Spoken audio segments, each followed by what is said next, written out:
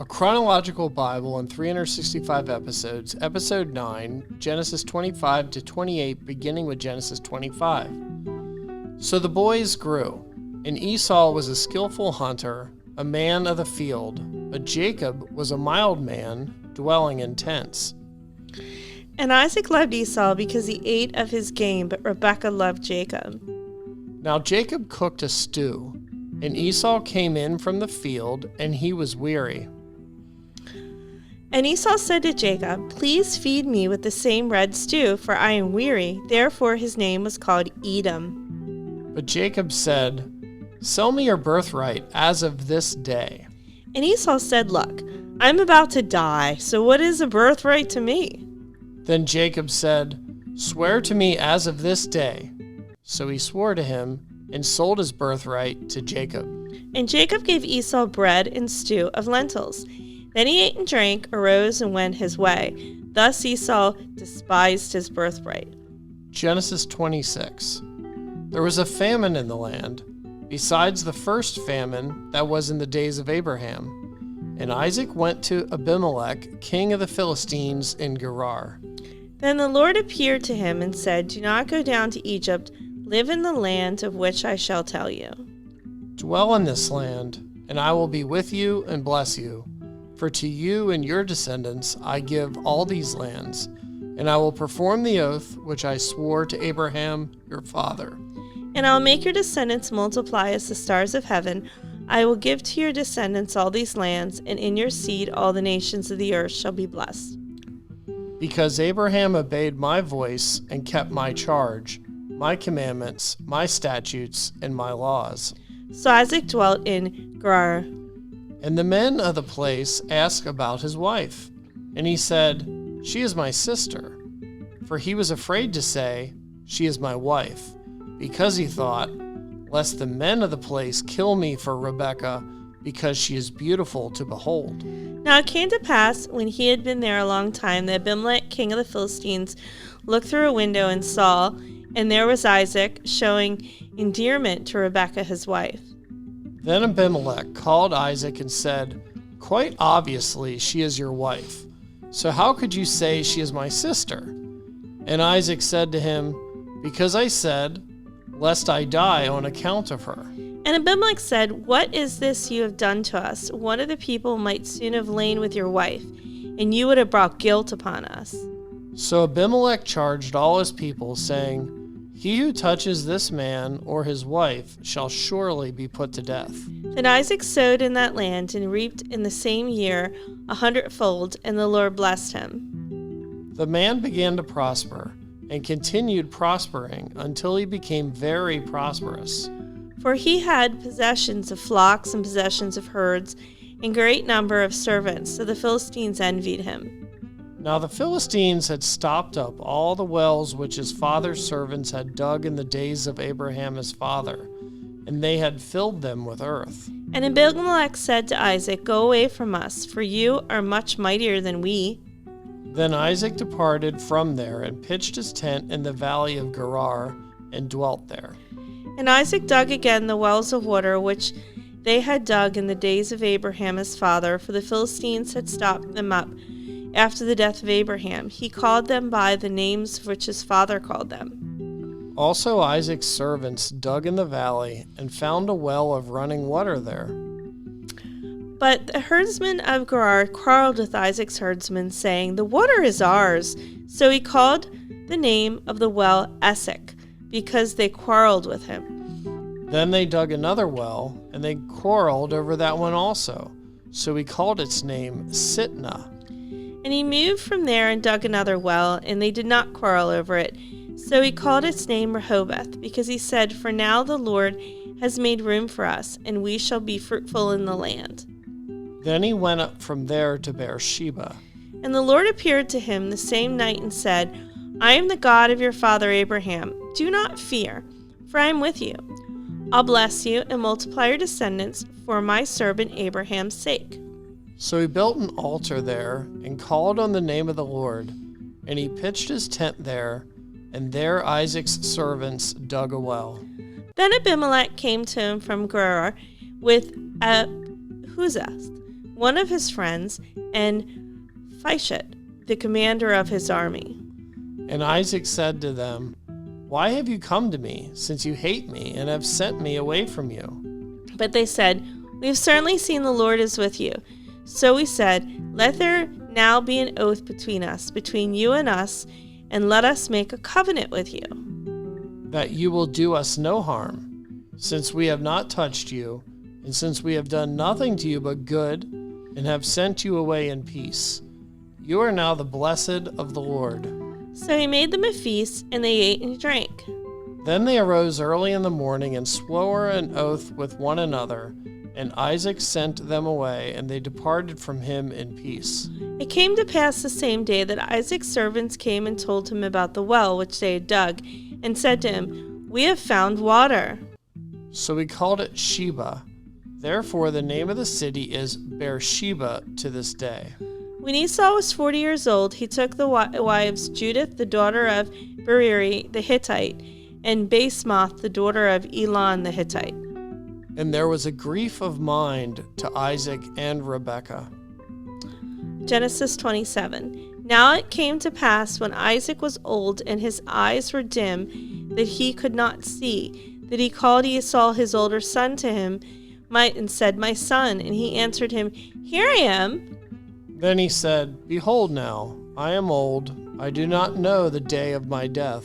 Now therefore, please take your weapons, your quiver and your bow, and go out to the field and hunt game for me. And make me savory food, such as I love, and bring it to me that I may eat, that my soul may bless you before I die." Now Rebekah was listening when Isaac spoke to Esau his son, and Esau went to the field to hunt game and to bring it. So Rebekah spoke to Jacob her son, saying, "Indeed, I heard your father speak to Esau your brother, saying, Bring me game and make me savory food for me, that I may eat it and bless you in the presence of the Lord before my death. Now therefore, my son, obey my voice according to what I command you. Go now to the flock and bring from there 2 choice kids of goats, and I will make savory food from them for your father, such as he loves. Then you shall take it to your father, that he may eat it, and that he may bless you before his death." And Jacob said to Rebekah his mother, "Look, Esau my brother is a hairy man, and I am a smooth-skinned man. Perhaps my father will feel me, and I shall seem to be a deceiver to him, and I shall bring a curse on myself and not a blessing." But his mother said to him, "Let your curse be on me, my son. Only obey my voice, and go get them for me." And he went and got them and brought them to his mother, and his mother made savory food, such as his father loved. Then Rebekah took the choice clothes of her elder son Esau, which were with her in the house, and put them on Jacob her younger son. And she put the skins of the kids of the goats on his hands, and on the smooth part of his neck. Then she gave the savory food and the bread which she had prepared into the hand of her son Jacob.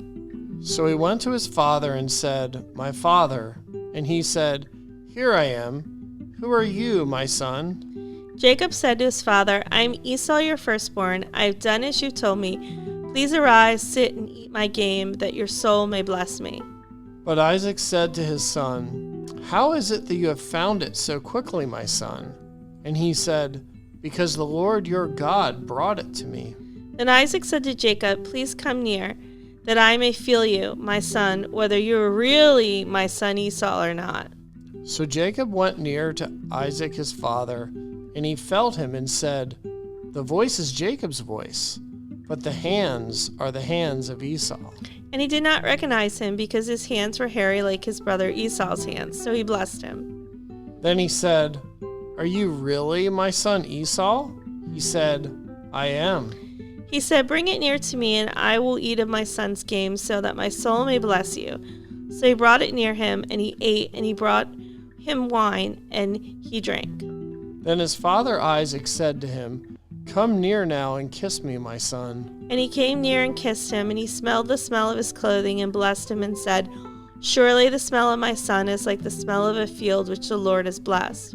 Therefore may God give you of the dew of heaven, of the fatness of the earth, and plenty of grain and wine. Let peoples serve you, and nations bow down to you. Be master over your brethren, and let your mother's sons bow down to you. Cursed be anyone who curses you, and blessed be those who bless you. Now it happened, as soon as Isaac had finished blessing Jacob, and Jacob had scarcely gone out from the presence of Isaac his father, that Esau his brother came in from his hunting. He also had made savory food and brought it to his father and said to his father, "Let my father arise in need of his son's game, and your soul may bless me." And his father Isaac said to him, "Who are you?" So he said, "I am your son, your firstborn, Esau." Then Isaac trembled exceedingly and said, "Who? Where is the one who hunted game and brought it to me? I ate all of it before you came, and I blessed him, and indeed he shall be blessed."